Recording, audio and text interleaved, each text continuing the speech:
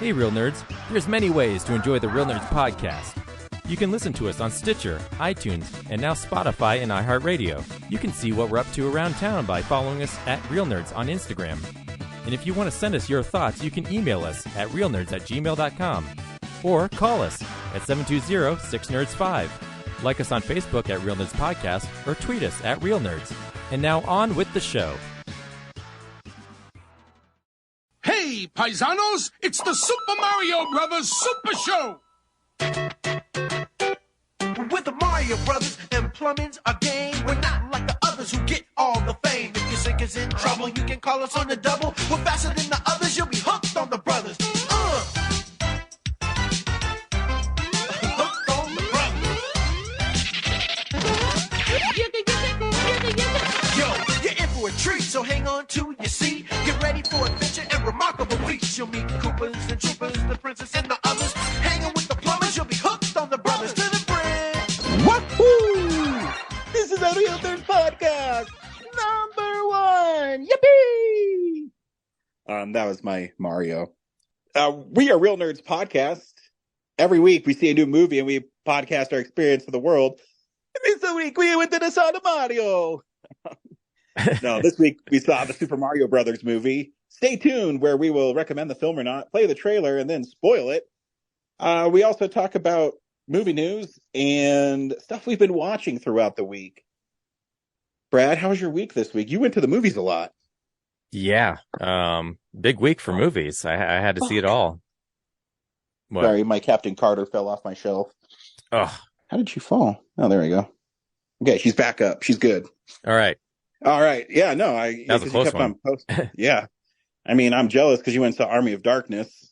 Yeah, Posted that while I was working. I was like, you son of a bitch. I know this will annoy the shit out of him. He'll be You so jealous. Good son of a bitch. That's probably the classic film I've seen in the theaters the most. I'm pretty sure I've seen it maybe 10 times in movie theaters. I'm trying to be more active on our Instagram account, and so every chance it feels lame to me to be like, oh, here's a poster, but at the same time, I want to encourage engagement on the. It was a lot more fun to have an Instagram when we all hung out and saw the movies together, but now it's I can't take pictures of anyone else because I'm seeing all these movies alone. So here's a poster or a marquee. Well, I mean, there's no right to privacy in a public place. You can take pictures of people. I guess it just feels like a creep, a creep move. I'm saying you can do it. I'm not saying it's the right thing to do. Yeah, I could do it, but I would definitely got a lot of looks of hey, there's this lonely 40-year-old taking pictures of us. Gross. And then you just have, because I'm a creep. Yeah. No, that's good. I log into Instagram maybe once every week, and I might get an account just so I can start doing it because, I'm really the only one who does the Twitter and Facebook stuff. So, yeah, I guess I should. You go see movies with your kids, so you got a person to put in all the photos doing stuff. So you're probably even better at it than me. I know. I can't wait to take him to Evil Dead Lives. So, Evil Dead Rise. I know. God, I wish I was going to see that movie with you because I would just like to see him covering his face the whole time. Dad, what'd you do to me? One time when I asked you, I was like, yeah, Megan's not that bad. It's like, yeah, I'll go see Megan. And then it's like, Mommy's with the maggots now. And Kellen's eyes were as big as freaking plates. I go, uh-oh. Daddy, what are maggots? Yeah. He's so cute though. He got money for Easter and he loves cats. And there's a game on PlayStation 5 called Stray. So that's what he got with his money today. He got a game where you literally are a cat who runs around this world. I know. I want to play it. Yeah, it's pretty cute. Yeah. But yeah. So I was like, oh man, it's kind of cool that he goes out and buys video games now. I like it. It's a good hobby to have. I grew up with that hobby. Fuck yeah. Yeah, no, dude, I've been playing. I forgot how satisfying Resident Evil 4 is, roundhousing people. Man.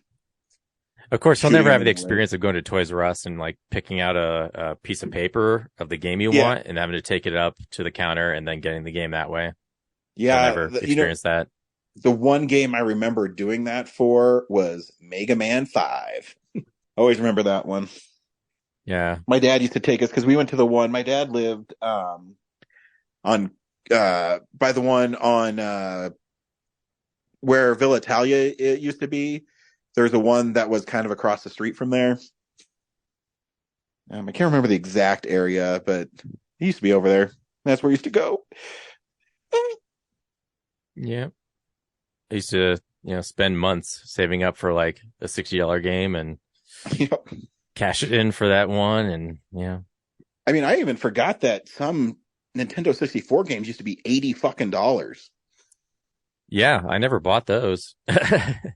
Like, I think those were Christmas gifts, but yeah, like when I had the money and went in, yeah, I usually hung around the $50 to $60 range. But yeah, you're right. There was like $80, $90 games back then that I never paid attention to because I did buy one of them. I bought Mortal Kombat Trilogy, and it was $80.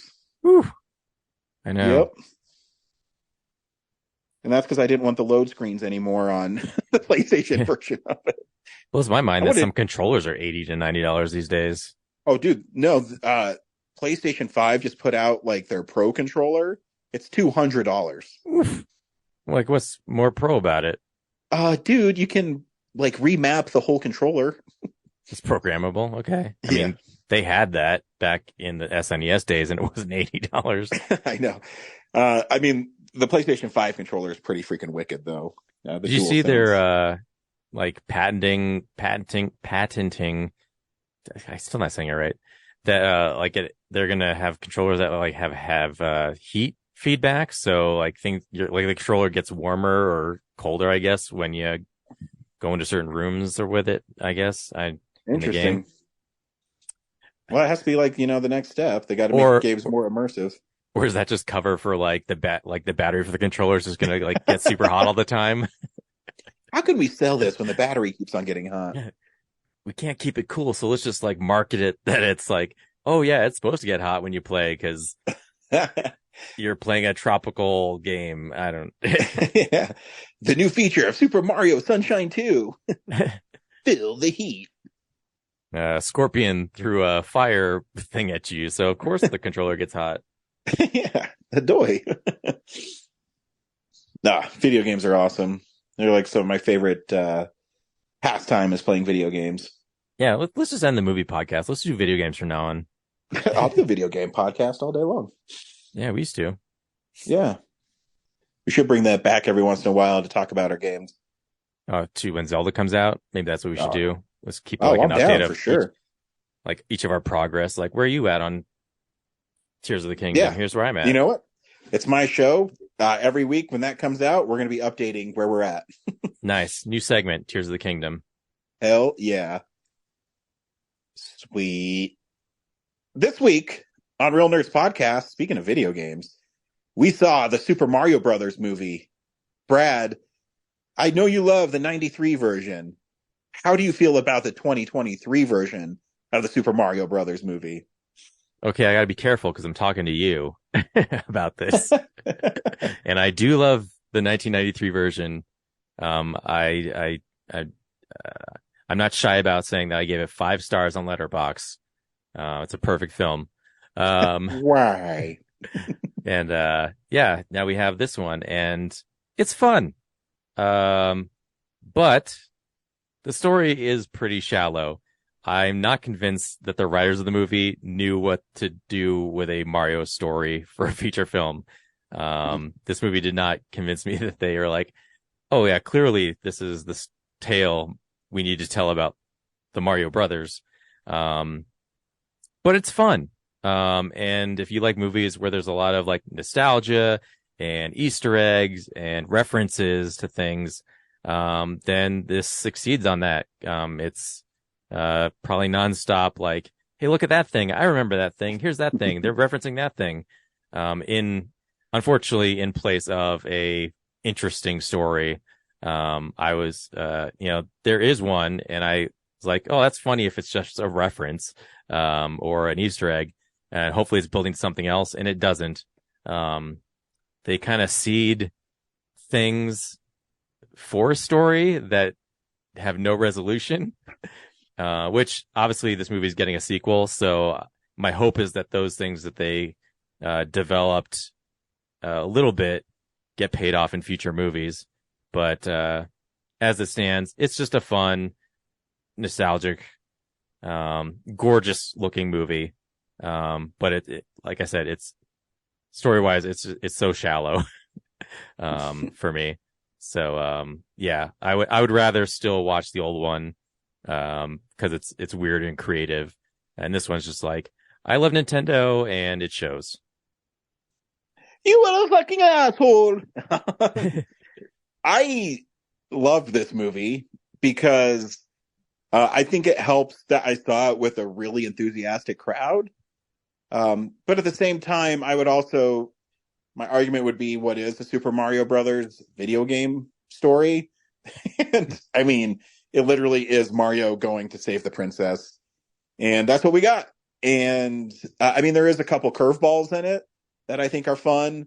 But you're right. The movie is beautiful. The part where they're in the sewers and the water's going, oh my gosh. But yeah, I mean, I had a lot of fun with it. You're right. There's lots of references. Yeah, it's just a really fun movie. Here's the trailer for the Super Mario Brothers movie. Where am I? Ooh, fresh meat for the grinder. Pay him no heed. He is cute, but he is. There's gotta be a way out of here. There's no escape. The only hope is the sweet relief of death. Whoa! Oh, you've got to be kidding me. My army! Koopas! Goombas! Whatever those things are! Aww. We will destroy the Mushroom Kingdom! Bowser is coming. I'm not afraid. I'll do anything for my brother. We're going to save him. Yes! Fire! You asked for it. This is fun. Here we go! Attack! Let's end this.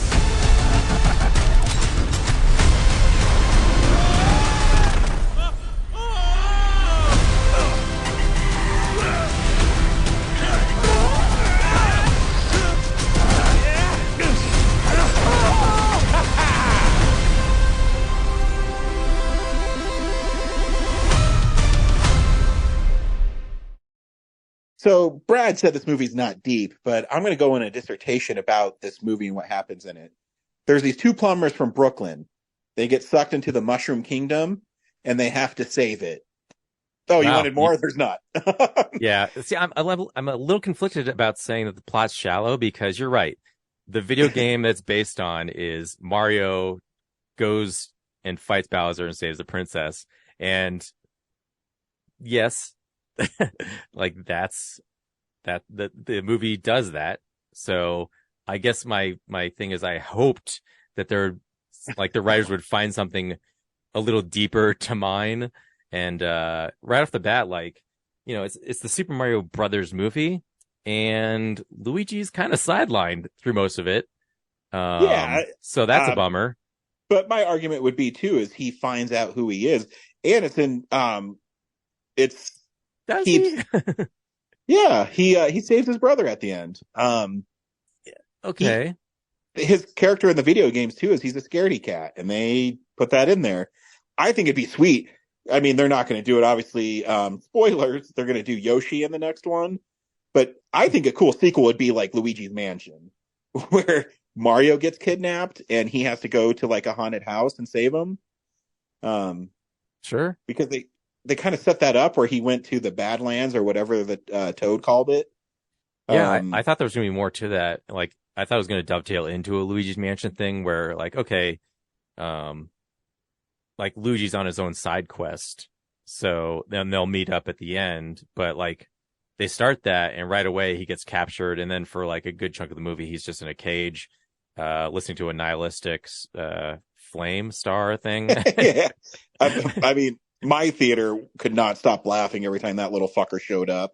Oh yeah, that's some dark shit. That was like the closest it got to being like a Lego movie was that character. Yeah, it was, but I mean, the movie is, at the end of the day, I've actually, the last month and a half, I've had a lot of fun at the movies. I went back and I was thinking, I was like, man, starting with Ant-Man, I think I've had fun at the movies every week. Because I mean, you go back, last week was Dungeons and Dragons, which surprised me. The week before that was John Wick.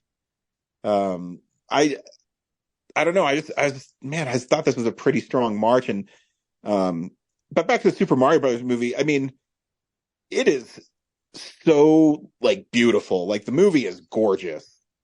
And yeah, that's so what kept me invested, was just like looking at it all, like how they translated everything into like the fluidity of the animation is great, and the character designs are obviously pretty faithful, but yeah, there's like a lot of lighting effects and things that just really impressed me. And you know what I like too that was really subtle is Mario moved how he moves in the game. You know, how he ran or jumped, I thought was very faithfully captured. Yeah, I loved early on when before they get sucked into the mushroom land, like they go to that one job and he does, like, he's already an ace jumper and like, oh yeah, acrobat. And so they have that side scrolling. The part that you called where they're going to use pop culture music in the movie. Yeah. Don't sleep down, Brooklyn. Like that, I think that was the only thing that strayed into that territory, because I did appreciate that a lot of the humor and the jokes didn't come from like recent pop culture stuff.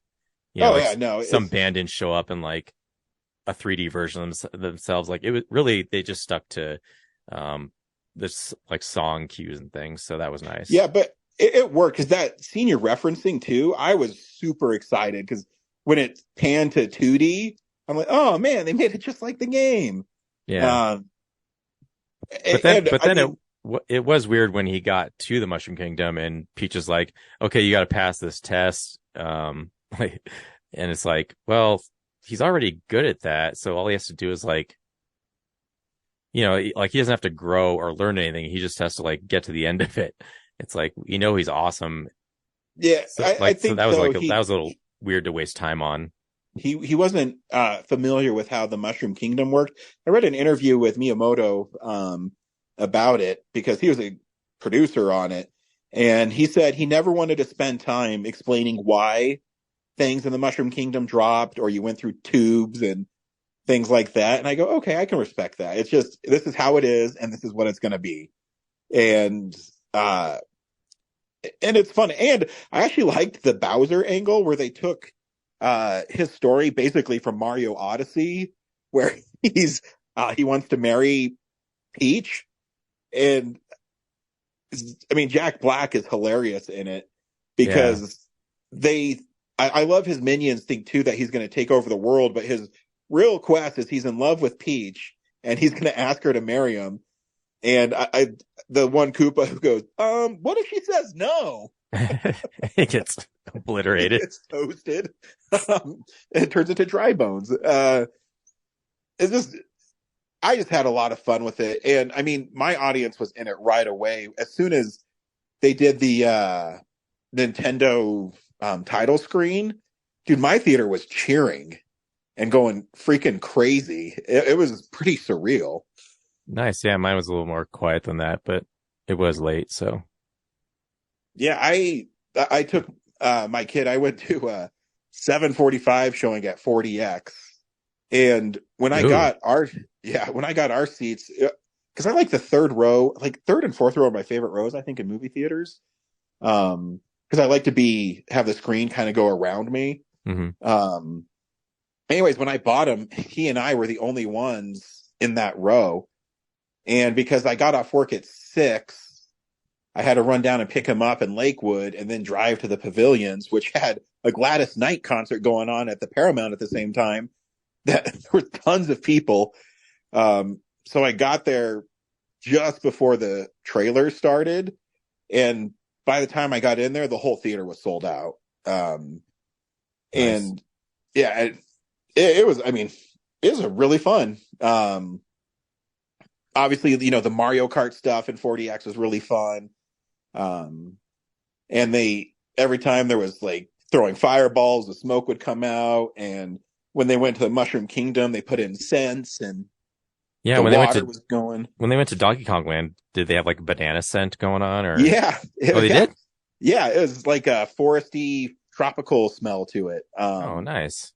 Yeah, it was. And I don't know if it's because I saw it. This is the first time I saw one in a long time that it had every element working. And I don't know if it's because it was a 7:45 on a Friday night.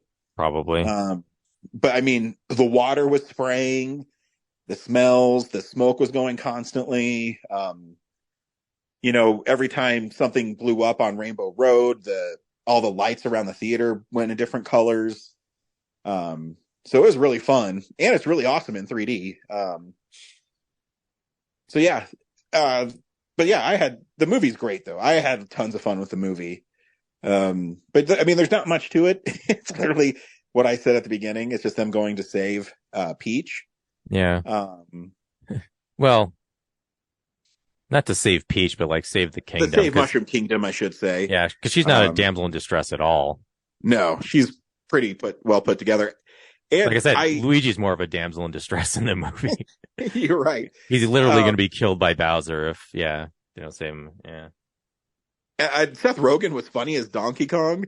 It's just funny hearing Seth Rogen's laugh and coming out of Donkey Kong. Yeah. And he said in an interview that he didn't want to make a silly voice because it just would be unauthentic. And I go, all right, I'm down. I do want to give a shout out though. I thought the music in the film was incredible. Being a huge Mario fan, they had the cues from all the Mario games in it, and Toad being my favorite Mario character. He when he shows up at the beginning, they play the Captain Toad theme song, that mixed in with an orchestra. So it was really clever. And if you listen to the score really carefully, you'll hear all the major Mario themes throughout it. Yep. And I mean, not just the well-known stuff. I mean, I heard Super Mario World, Mario 3, Mario Land, Captain Toad, Smash Brothers. Even, dude, so in my theater, when they went to get their carts as Mario Kart and they did like how you pick it in the game, dude, my freaking theater was cheering. I think, whoa. Yeah. What a crazy thing to cheer for. Yeah, there's so many like background references to things. It's like I appreciated, like they have the Mario Brothers, the 93 movie references in there, like basically how they get to Mushroom Land when they go through the sewer and everything is very much like how the beginning of the Mario Brothers, the old one, starts. And then there's that thread about Peach like being an orphan who doesn't know where she comes from. Like that's like Daisy in the original movie, so it had a little bit stuff for me too. Yeah, and what I liked about it too is it knew what it was, and it was just a fun movie. There was nothing. The only thing it was missing was that they didn't have like someone bust through the door at the end of the movie saying like, "Mario, Luigi, you're not gonna believe this," and just end. And I would have went, "Boo!" I hate this movie now. Just erase all the goodwill. Well, I'm not. I mean, Bob Hopkins hated the Mario movie because that's starting to pop up again. Because I hope so. I'll get a Blu-ray out of it.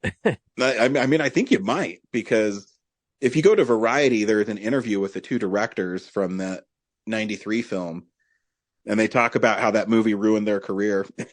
Yeah. It took them a long time to get a job again, and how Bob Hopkins was like, there's a quote where he said that they didn't know how to direct, and I mean, it's pretty mean. So I think there's a lot going on behind the scenes of that movie. Oh, for sure. we might not ever know. You know what I mean? Well, I think with the box office grosses, Disney has to be looking at like, hey, we own the old one. Like, let's fix it up and put it out there finally. But it's sad because I literally just bought like a foreign copy of it, Blu-ray. So like a couple months ago. So be like, oh wow, I'm definitely gonna get the. Is it an all region one? Yeah. Oh, nice. But I don't quite have an all region player yet, so it's definitely like a future proofing thing. But like now, I feel like I'm gonna get the American one, and it won't matter. You know, if I was in charge, I would make a steel book, and I won't even put the title on it. I would just have John Leguizamo and Bob Hopkins, you know, on there making the M. Oh, totally. Black background. You know, that's what I would do, but I'm not in charge. That's a Struzen piece of artwork. So yeah, exactly. I would definitely use that. So, but yeah, I feel like it made so much money. Like, oh, geez, Disney has to be going like, break it out, remaster it, put it out. I mean, that's what I was going to talk about in news. I mean, we'll talk about it now, but how much money that movie made is unbelievable. Yeah, like I knew it was going to be big, but I mean, highest grossing animated film of all time, opening weekend. Yeah.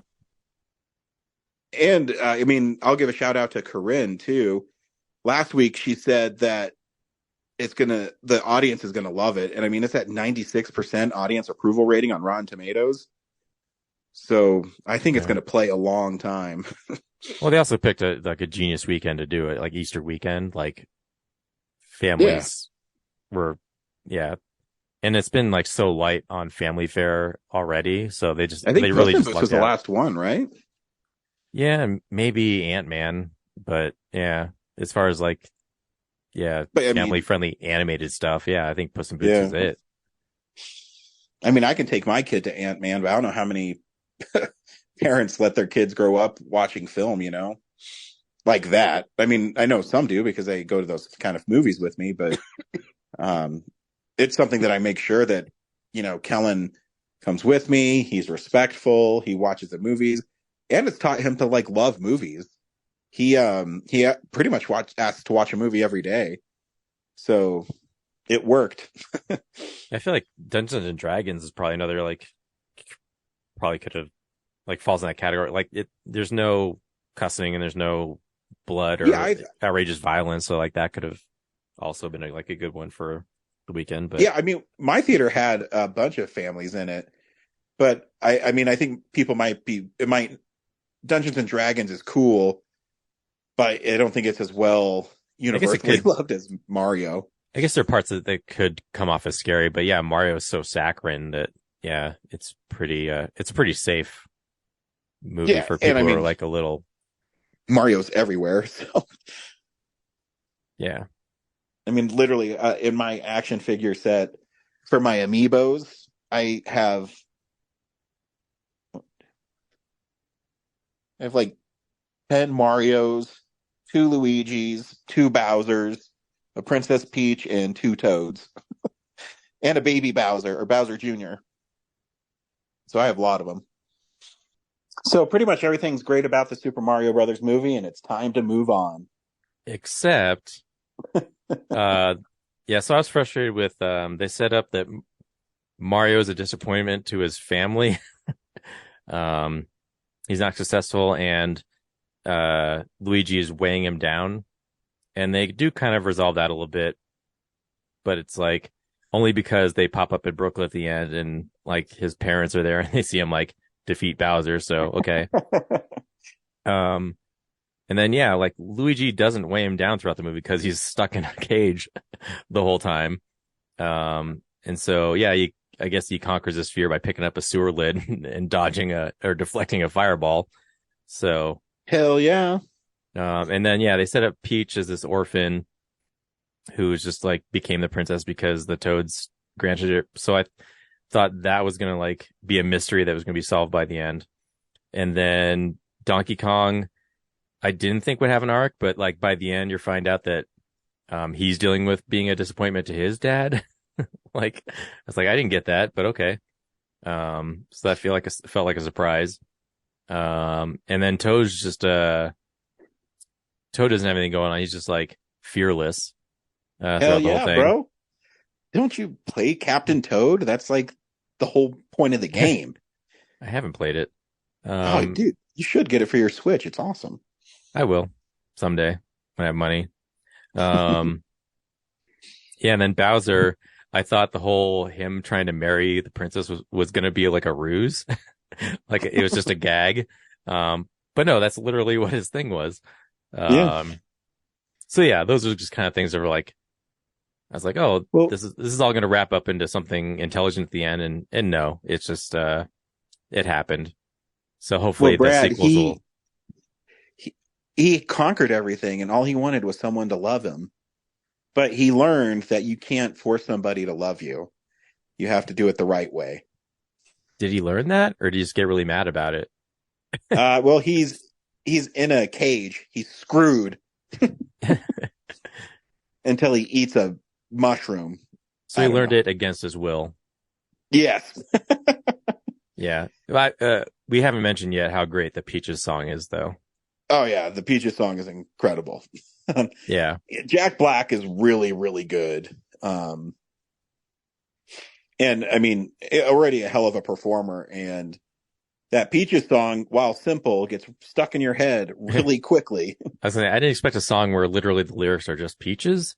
Could be so entertaining. Yep. And there's a funny video of Jack Black dressed as Bowser singing the song. And then today the movie released the video of it. In mine, Kellen could not stop laughing when he was singing the song and all those peaches were popping up every time he said peaches. And yeah, he lives in a fantasy world, and you know, you don't always get what you want, like the Rolling Stones said. Yeah. No matter how powerful and what you have, you know. And then I didn't really even notice until the end, but yeah, Yoshi didn't make much of an appearance in, like, they teased like they show Yoshi's, but they're not Yoshi until the very end post credits thing. So hopefully the sequel involves Yoshi some more. But yeah, I kind of forgot about him as a character until the very end, which I was surprised by, because I love Yoshi. But yeah, I mean, but if you think about it, wouldn't it be cool if the next one they made it look like either Yoshi's story or Yoshi's yarn as an animation that'd be amazing. style? That'd be sweet. Yeah. Like maybe Bowser does something that like makes Mario into a baby again. Oh, that would be sweet. And then it's up to Yoshi to, save Mushroom Kingdom. Hollywood, do you need script ideas? We got them. Yeah. We know more about what to do with a Mario story than these writers. Yeah, they're only going to make $1 billion off this movie. We can write a script that's not just references and Easter eggs, okay? And this part, I'm going to have Mario pick up a vegetable, like Super Mario Brothers 2. See, that's kind of what I would want, is like a Mario Brothers 2 style movie. But yeah, a Yoshi one would probably be better, right? Yeah, if that makes sense. Yeah, it does. Yeah, plenty of places it could go. Yep, that's what's great about the universe, is it's really rich. Oh, I remember what I was going to say. Like, it's funny that people were complaining about a couple weeks ago. What was it?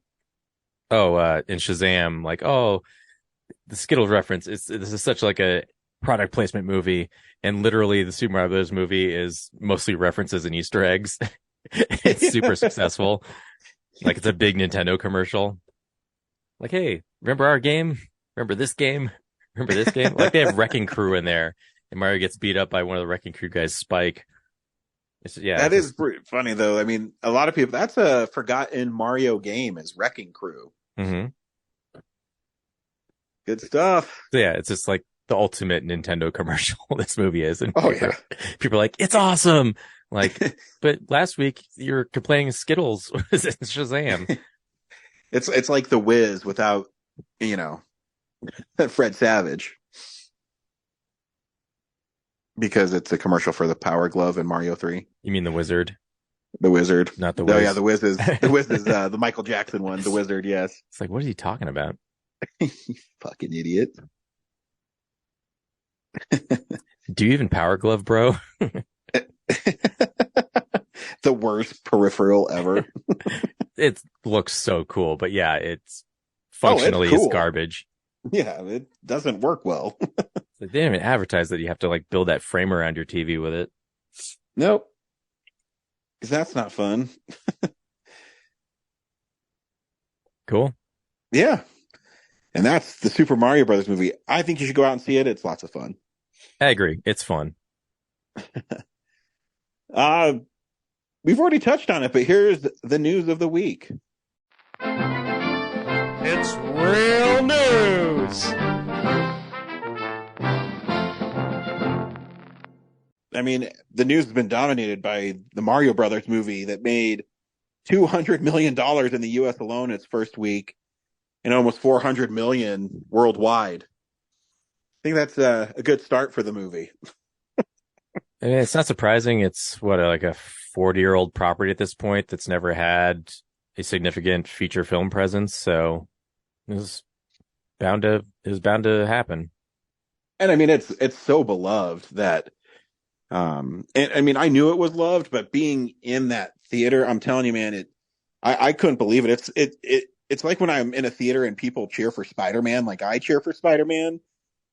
Like, these characters are really popular, but to see it in more than just in my fandom, if that makes any sense, is really cool, and really heartwarming, and makes it so that they're always going to be around, Do people really cheer for like Batman? I don't know. Yeah, it sounds weird to me. Like, yeah, it's such a. Yeah, most of the Batman movies are, like heightened dramas. So like, just imagine cheering during a drama. Like, yeah, like they're not fun movies. They're like, I enjoy them, but they're not like Avengers where Batman swoops into the last second and saves somebody and you're like, yeah, this is fucking awesome. Oh man, it's he's like depressed. Yeah, it's time like to watch his mom die. In your head, I'm usually just sitting there going like, yeah, this is cool. But it's not like I'm like ready to like jump out of the stands and do cartwheels over it. It's just not that kind of vibe, No, yeah, no, it's but yeah, it's pretty impressive. I mean, like I said, I knew the movie was going to do well, but I didn't know it was going to be like that crazy in doing well. It also blows my mind that from the studio that does Minions, that this did better than Minions. Like, what? Like, yeah. Minions are a juggernaut for them, and Mario did better than that. Like, I expect it to do well, but not that well. Yeah, it's like I said, it's pretty remarkable that it was able to do that. And what's even better is I was looking and reading an article that the rest of the box office did really well too. Air did 20 million, and I mean, Dungeons and Dragons fell 60%, but it's still holding pretty well throughout the week. So that's good news for theaters, because it's weird. Like we've been saying for 3 years, if they just keep releasing good movies, then people will continue to go to the movies. Because you can't replicate the movie experience at home, even though I have lots of movies and I still watch them all the time at home. There's nothing that compares watching them on a big screen. So yeah, keep it up. I mean, I'm guessing, Mario's probably going to win next week too, but keep it going is all I have to say. Any other news you got? I didn't got anything unless you found something that I missed. No, I mean, they put that indie story trailer out, so Oh yeah, I mean, I guess the Star Wars Celebration stuff. Yeah, the indie looks fun. I say story trailer like they gave us any like useful more information on that, but not really. It's just more different shots of the same stuff, I guess. So, which is fine. Yeah. I don't want to know too much about a time travel plot ahead of time. Yeah, no, I agree. To me, if there's just something that's it's like warm cocoa seeing Harrison Ford be Indiana Jones. That I just love it. The character is so iconic, and I love all the films that it's just here we are, 43 years after the first one, 42 years after the first one, and we're getting another one with the same dude who, yeah, he's older, but he can still like fuck shit up. I'm down. And anytime Harrison Ford punches Nazis, I am totally down with that. In the world could use a lot more Nazi punching these days, for sure. I mean, I'm not going to disagree. I think clearly people have forgotten. Yes. And I'm actually excited for the Rey movie. I really like Rey from the previous trilogy, and I think there is more story to tell there. And oh yeah, I think they did so little of it in the last three for her. Like that whole saga takes place over like a week. So yeah. Yeah, definitely more stuff to do there. And I think I love the idea of it. Where she's going to train a new class, I guess, of Jedi. Basically take up Luke Skywalker's role after Return of the Jedi. Exactly. And not chicken out like a pussy. Yeah, I just hope this time they flesh out the story across all three movies ahead of time rather than doing it as they go. I don't know if they're going to do 3 movies. I was reading an interview with Kathleen Kennedy, and I think they're kind of just going to take it a movie at a time and see how it goes. Which that might be pretty smart. Yeah, might be worth doing. Yeah, so like get out of that trilogy mindset, or not get into bending at the will of the fans, because it's really interesting because in my 150 movie list, which you can read about some of them right now on realnerdspodcast.com, I have Last Jedi really high because I fucking love that movie. And I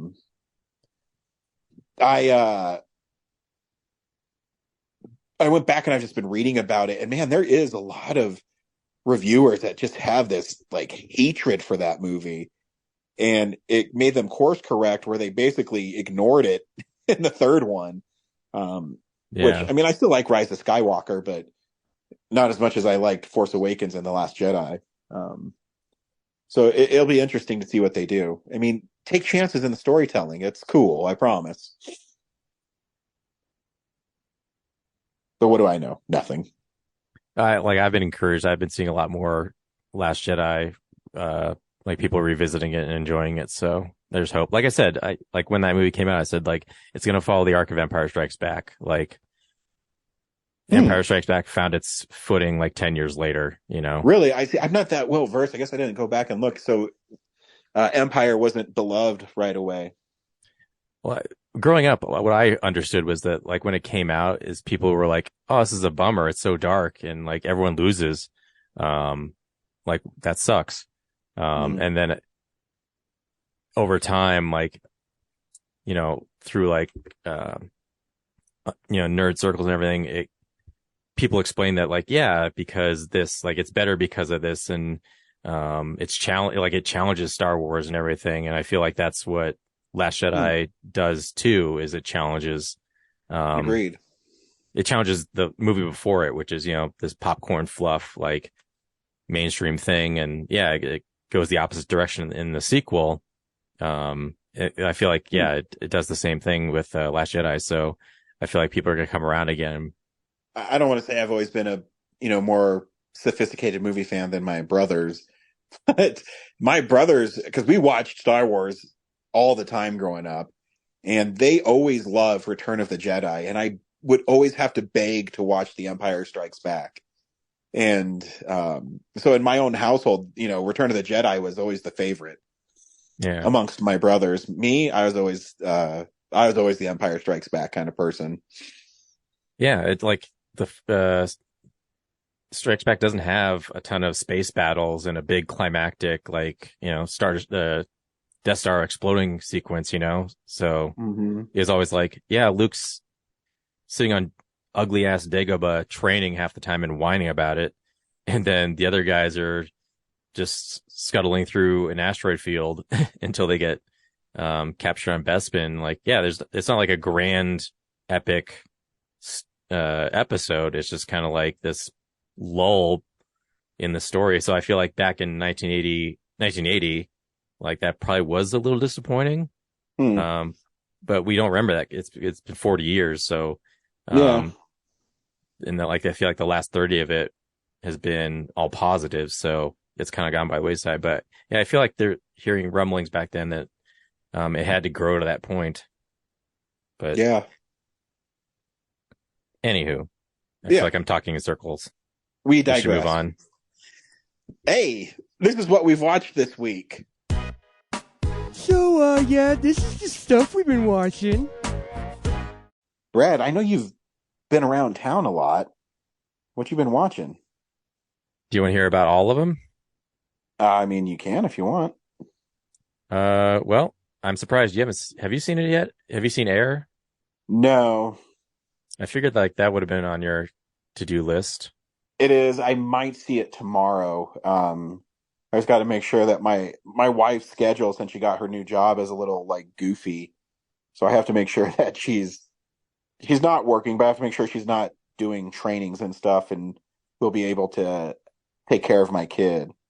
Mm-hmm. Well, I think you'll enjoy it. Someone posted like a review in Letterboxd, like they should just keep making movies where Matt Damon's good at his job. And thinking back to Ford v Ferrari, I'm like, yes, I do like seeing that.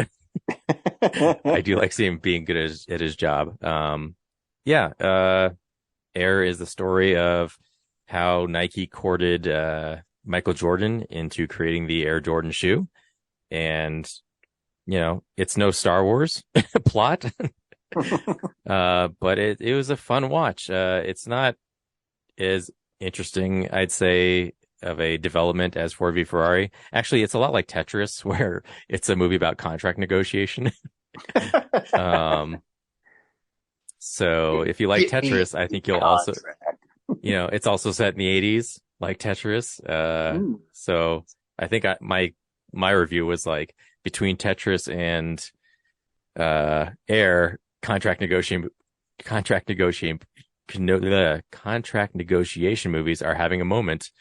But like everyone's acting at the top of their game. And it is a little fascinating to see how they convince the superstar because the story is that Nike was not a discussion for Michael Jordan. He wanted to go to Adidas, and was very fervent about not developing with Nike, and what they do to convince him is pretty good. And Matt Damon's final like pitch to him, like his performance in that, and he's like in front of the pitch room and like selling, you know, it's like Don Draper selling the Kodak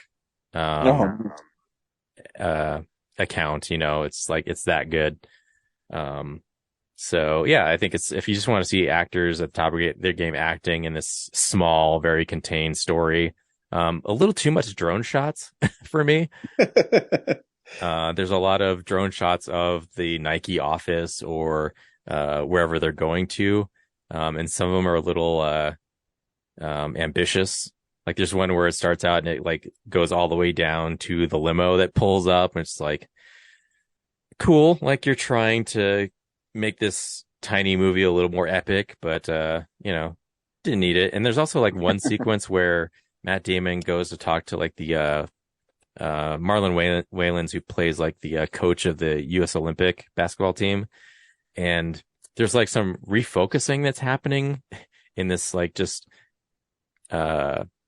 like medium close-up shot of just their faces, and it's just constantly refocusing, not between the two, but like on a single person. I was just like, it's interesting that they kept this in, like camera work wise. It seems a little experimental and shoddy to me.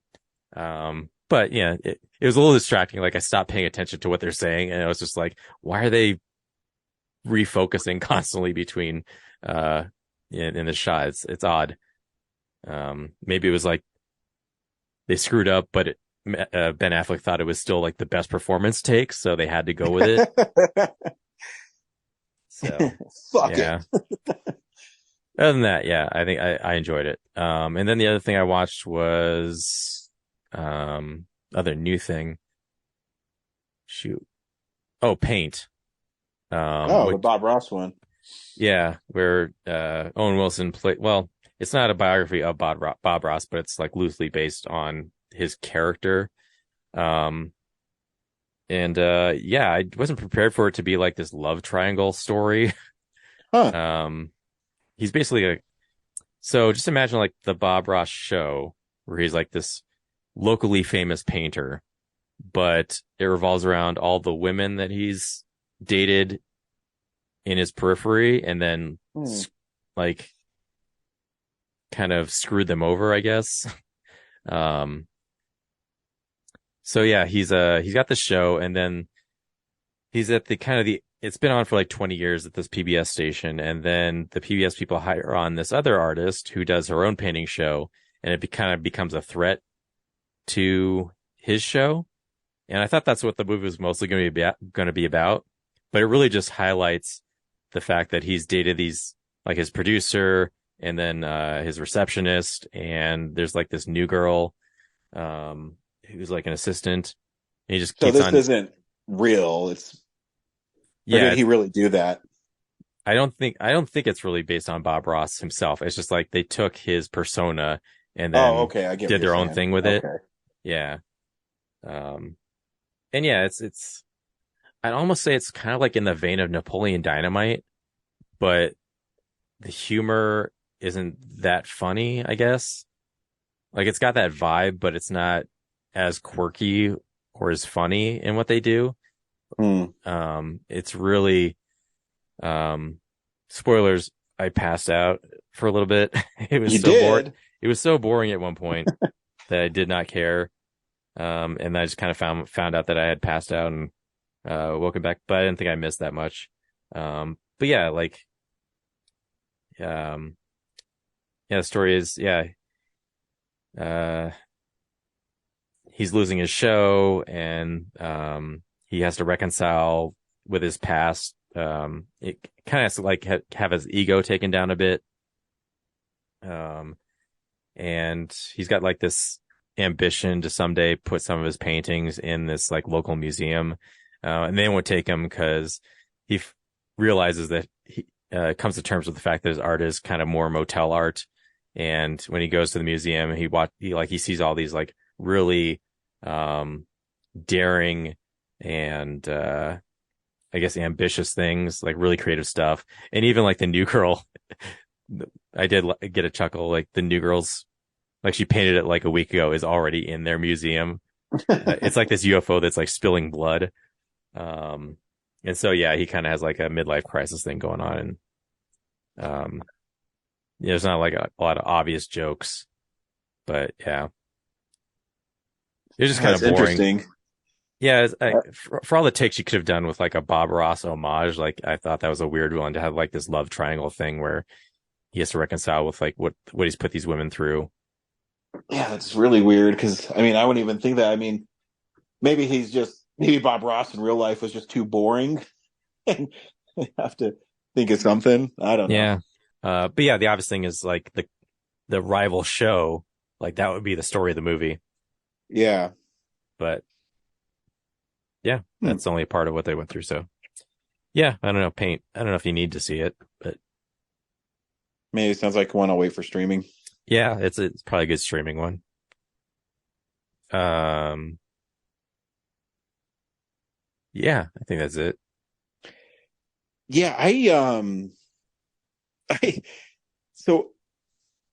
really haven't watched very much. I watched Dead Silence again. I got the Ultra HD of it. It's from the makers of Saw, that deals with ventriloquist dummies and this woman who haunts this town.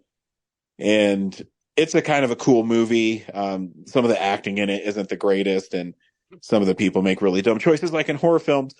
But I don't know if I've mentioned this before, but my kid has started watching this show called Pickle and Peanut. And it's a show that's from Disney XD that only ran for 2 years in like 2012 and 2013. And it wasn't like beloved, but the humor is so bizarre that I don't think it was meant for Disney XD.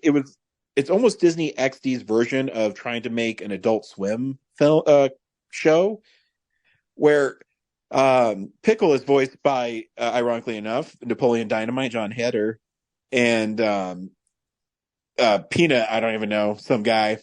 And it's literally just them on these weird adventures. But they have, there's one that my little boy loves where they go to a gym and they put on this belt called the Zapper and electrocute you into having abs and being a meathead.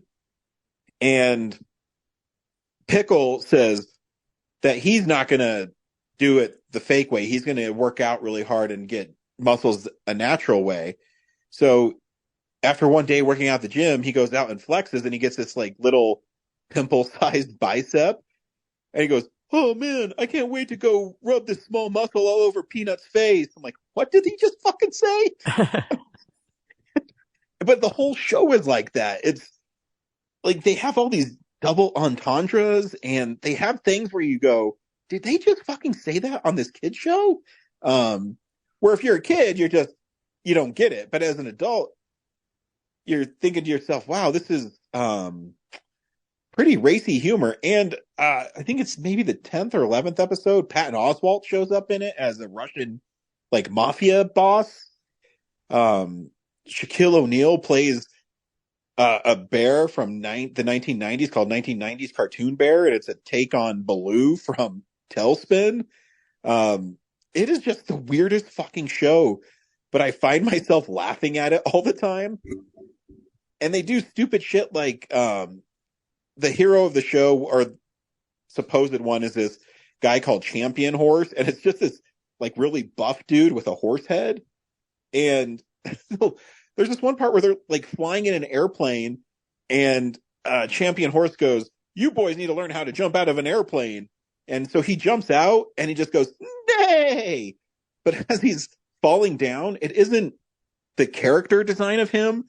It's like a plastic horse that's been photoshopped into the show, and it just spins down as he's saying nay. You have to see the show, Brad. I can't describe how fucking weird it is, but it's funny. I laugh at it all the time. You said Pickle and Pete? Pickle and Peanut. It's literally a pickle and a peanut in a world, and they're the only ones that are like not human, kind of, besides like Champion Horse and stuff. I mean, there's one where there's a shark in the sewer, and they both get swallowed by him, and the only way they can control the shark is by punching his organs.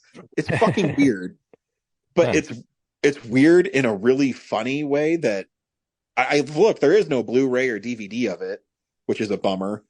And I think on IMDb it's rated 4.4, and I don't think people understand it. I really don't. Yeah, the humor is just so bizarre. Yeah, it sounds a lot like Aqua Teen. Yeah, it is a lot like Aqua Teen, but Aqua Teen's a little more dirty and a little more bloody and gory. There's the one that really sucked me in. It's like the 4th or 5th episode, and it's where like Pickle and Peanut are doing basically parkour, and Pickle breaks his arm, and so Peanut calls the ambulance, and the ambulance guy answers the phone, and they're on this other call where there's this old man lying in the middle of the street, and the ambulance guy goes, "Man, we gotta go. Some guy broke his arm in 1,000 places." And the other guy throws the stretcher on this old dude and says, "It's okay. He's not going anywhere." And they get in the car and drive off. And so Peanut's holding Pickle, and he says, "Don't worry, buddy. You're in good hands." And the paramedic says, "Did someone say good hands?" And he holds out his hands, and then it cuts to just his hands, and his hands are all fucked up. It's like, they go see a doctor, and there's these like cutaway, and it's this little kid doctor like Doogie Howser, and he's doing like operations on people, and then it ends, and he goes, "By the way, I'm not a real doctor." So he like just fucks people up. I don't know. I don't know how to describe it. It's so bizarre. But I watch it every day with my kid, and I fucking laugh every time I watch it. But yeah. Cool. You have to check it out. Yeah, just see it. That reminds me of something else I forgot to talk about for like 2 weeks. I started watching the new Beavis and Butthead show because they still have like new seasons coming out. And I also I watched that, and then I watched the I guess the 90s ones. Mm-hmm. And the new ones are so much funnier. Like, really, I'm sure people enjoyed the 90s ones, but like I've watched them backwards, and I enjoy watching the new ones. I'm actually fully laughing at the newer stuff. And now I'm going back through the old things, and they're kind of like on Paramount Plus. They're like not chronological. Like you go down the list, it says like the first one's episode 3, and the next one's 27, and the next one's 5, and it's just like, why is it ordered like this? I wonder if it's because they have rights issues because they showed so many music videos. It might be the music videos, but yeah, and so the new show, like they don't just do music videos, but they also do like YouTube or like TikTok stories and things. Yes. So yeah, there's some pretty funny stuff in there, but even the plots of this, like the regular adventures that they're on are great. Like, it's been a few weeks, so I don't remember them all, but like the last one I remember was like, they talk about dinosaurs in class, and they realize like if they find dinosaur bones, they can like make money off of it. So, like they start digging through people's trash, and they find like chicken bones, and then they turn like all the garbage into like a full size T-Rex skeleton that's like, not obviously accurate, but like they have like a leftover like drumstick, and they're like, we have this extra one, like where does it go? And they just decide that it's his boner. And then they start charging people who walk by, like it's like an exhibition to see like this dinosaur with like, it's on the side of the street, and so all these kids are like walking by, and there's this dinosaur with a boner. That's awesome. Yeah, so yeah, it's great. Anyway, I love it. No, that's awesome. I'm gonna have to watch that. Yeah, it might be tough because I think it's a Paramount Plus only thing, but yeah. Well, my father-in-law gave me his password to Paramount Plus, so I'll be able to watch it. Hell yeah. I mean, I'm paying for it. Speaking of subscriptions, how much farther have you gotten on Ted Lasso? Still the same. I got to start catching up. Son of a bitch. I know. I always laugh. Because Corinne, she spoils it, and she does like spoiler alert on Twitter. But when you scroll, it starts from the fucking bottom. Anyway, that's my bitch for the day. But yeah, I know I got to get caught up. Maybe this week, if I can stop watching Pickle and Peanut. Next week is Renfield. I think, right? Did I get that right? Yeah. All right, cool. So yeah, until next week. Well, also, we got Film Explosion 83 and 93 coming up. Yeah, really quick. Sort of back to back. So get those lists together. Oh yeah, I'll send that to you too. But yeah, because after Renfield, is it 83? It's Evil Dead. Evil Dead, and then 83, and then Guardians, and then 93. Yep. Cool. Sweet. So get those lists together. I'll start posting about it so we can start getting some lists in.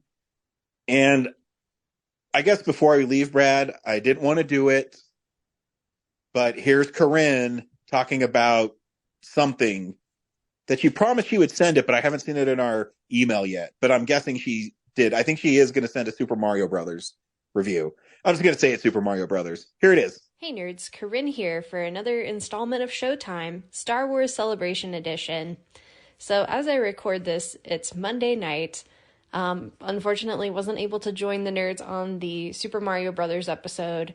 I know I still have to see the movie. I just didn't have time this weekend, but I do hope to see it soon. Anyway, but just so much came out of Star Wars Celebration, and then we're going to get Mandalorian episode 7 of season 3 well, technically like Wednesday early morning, but I'm like tomorrow night because of course I'm probably going to be up at 1:00 in the morning.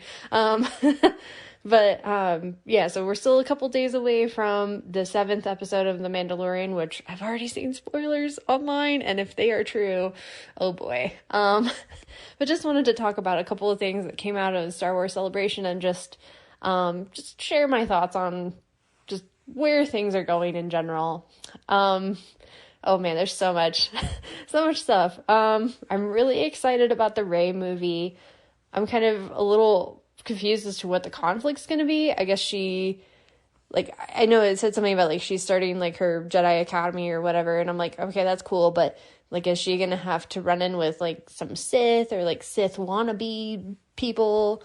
That's a possibility, or is it going to be more, like, internal drama, like, among her students, like maybe one of her students gets tempted by the dark side or something, very much like what happened with Luke and Kylo Ren, Ben Solo, which, yes, I would love to see Ben Solo come back. I know some people are like, well, he should come back to life, and I agree. I mean, that would be great, but more likely he's just gonna be like a Force ghost or something. I would imagine he'll have like some presence in the movie, but whether it's like he just gets brought up or whether we get to see him as a Force ghost or if it's something else has yet to be determined. I'm sure like they don't even have a script for the movie probably, or maybe they have like a rough draft, but yeah, I imagine a lot of the details for that movie have not been finalized at all. As far as the like movie about like the beginning of the Force and like the very first Jedi, I'm like, okay, I'm neutral about it. I'm like, I'm open to it. Yeah, it doesn't really stand out to me, but sure. The Ahsoka series, I'm very excited. I think it was maybe like a year ago now that I reviewed all of Rebels, and I really love that show, and I love those characters. I'm a little, I guess maybe not concerned. I'm just a little nervous about how they're going to make the transition into live action, but just based on what I've seen in the trailer, like Zeb looked great in The Mandalorian a couple episodes ago, so I'm like, if they can get Zeb right, I feel like they can get everybody else, but we'll see. Yeah, Thrawn coming back is really big, and that probably means that Ezra, who, spoilers for Rebels series finale, but what happens is like Ezra, who's one of the protagonists of the show, he ends up kind of sacrificing himself to transport Thrawn and his armada like away from the main planet where all the action's taking place. And so Thrawn and Ezra presumably get lost in space together. And so if Thrawn is back, it means Ezra's probably back too. And the fact that they've cast an actor to play him in live action, yeah, so we're probably going to see Ezra. I'm very excited.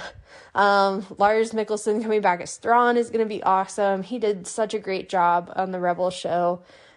He just has such a great voice. I'm a little nervous about, whether they're going to do like makeup or prosthetics, because of course Thrawn has like iconic blue skin and red eyes. And obviously it's really easy to do that in animation, but how's it going to look in live action? I don't know. We will find out. Yeah, so Ahsoka, tentatively excited about it. Love Ahsoka. They said in the trailer, like, oh, one of her labels is Jedi, and there's this very famous part of Rebels where she's like, no, I'm not a Jedi anymore. So, like, it's possible that the whole journey of the show is going to be about her becoming a Jedi again and kind of reclaiming her faith. Very Mandalorian vibe there, but all right. I'll take it. The Dave Filoni movie, that's going to be this like Ahsoka era, Mando era movie. That's going to be like the pinnacle of all the shows of this era. I've already said it on Twitter, but this is my just like batshit crazy theory right now is that the movie is going to be Thrawn and Moff Gideon teaming up. So, like, basically all the Empire people, their sectors that are under their control are going to team up. And then it's going to be up to, like, because of course the New Republic's not gonna, like, come in until the last minute. So it's gonna be up to, like, Mando and Ahsoka and, like, all their friends to, like, rally the troops, you know, all their, like, friends and friends of friends, and they're gonna have to fight, you know, Moff Gideon and Thrawn together, because of course the New Republic isn't gonna bother to do anything until it's too late. But yeah, I am tentatively excited for that movie as well. Great news, we are getting a 3rd season of The Bad Batch. It's confirmed. I guess there's already clips floating around, leaks about, like, the trailer, so they have, like, already, you know, some of it filmed isn't right, but they have some of it done, but it's not coming out until 2024, which, even if it came out, like, a year from now, I'm like, that's a whole year, like, why are you making me wait this long? But, hey, I mean, I guess we waited 3 years in between, like, the OG 6 movies back in the day, so I guess we can wait for 1 year for Bad Batch Season 3. Yes! Just as a whole, Star Wars, you know, as a franchise,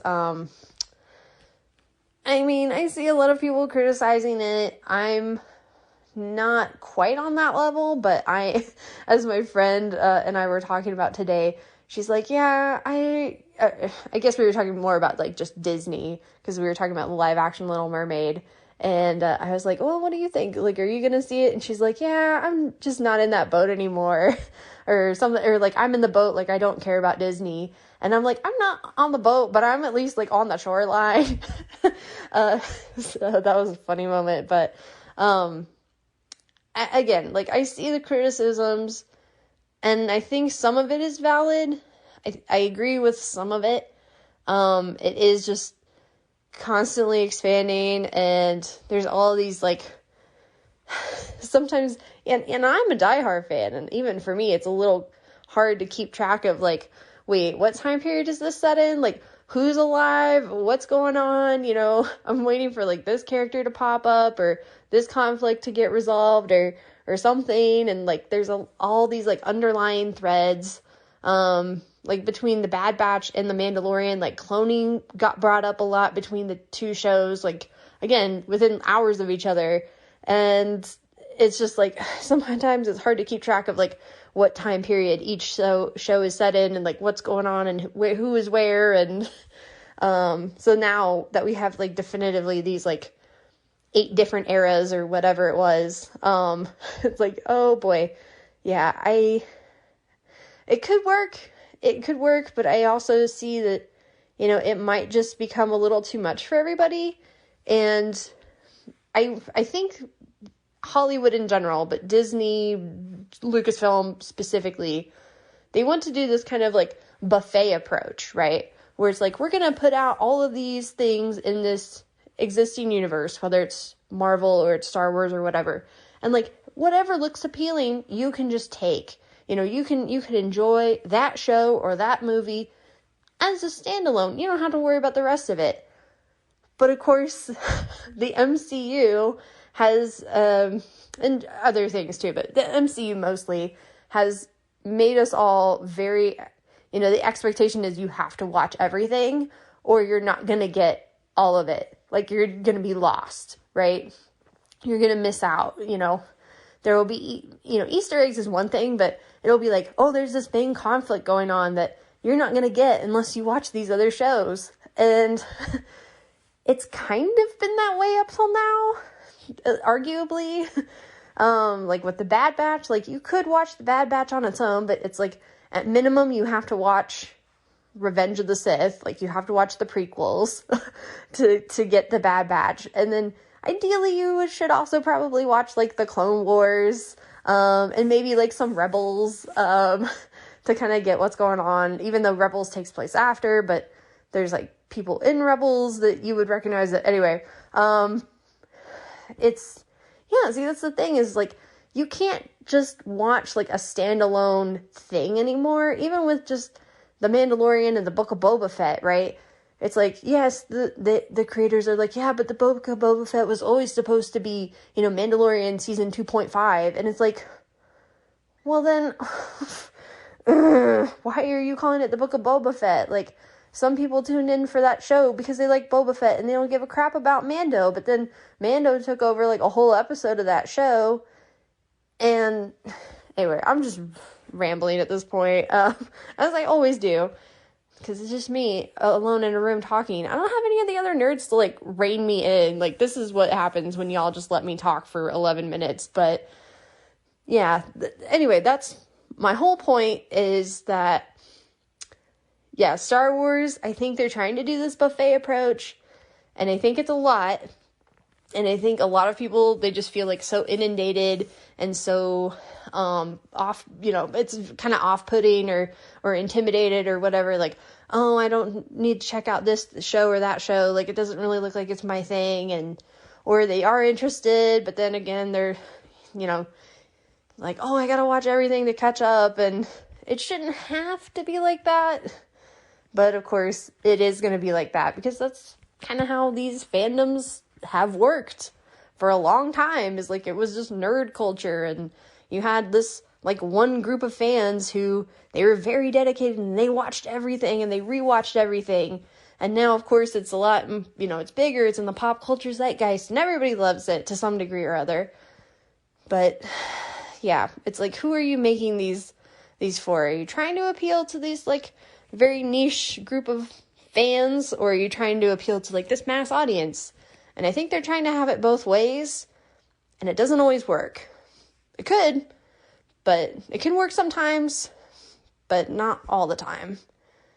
So we'll see. Holding out hope for Mandalorian episode 7 and 8. Oh gosh, I really hope we get something, because the first 6 episodes of the season have just been all over the place. I'm imagining I'm going to do like a season 3 recap, where I, you know, once all 8 episodes are up, I'm going to go back and I'm going to like binge watch all 8 of them. And so I can kind of get a more clear view of, you know, was this a cohesive story or was this all over the place? You know, because again, because this season is much more linear and serialized than the last seasons have been, that it doesn't feel like this like week to week thing. It feels more of just like one story. And so maybe, yeah, if I binge watch it, it'd hit a little different, but yeah, so I anticipate a season 3 recap when it's all said and done. But anyway, that'll be coming much farther down the road, but keep an eye out for it at least. All right, nerds, thanks for sticking with me, and I'll talk to you guys next time, probably about Ted Lasso. Bye. And we'll see you at the movies. Wahoo! Hey, Bowser, play us out. Peach, you're so cool. And with my star, we're gonna rule.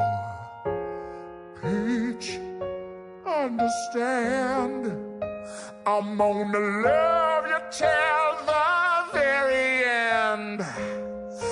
Peaches, peaches, peaches, peaches, peaches, peaches, peaches, peaches, peaches, peaches. Ah, oh, yeah. Ah. Peaches, peaches, peaches, peaches, peaches, peaches, peaches, peaches, peaches, peaches. Thanks for listening to Real Nerds Podcast, a Nebulous Visions production. Stream or download episodes, read articles at realnerdspodcast.com. Stream us on Apple or Google Podcast, Stitcher, Spotify, or iHeartRadio. Follow us on Facebook, Real Nerds Podcast. Twitter and Instagram, @RealNerds. Watch us on YouTube, Real Nerds Podcast. Email us at realnerds@gmail.com. Call us at 720-6nerds5. Thank you to Sparks Mandrill, Mike at Plan 9 Studios, and Bolognium for all of our groovy theme songs. And that's how you fucking do it!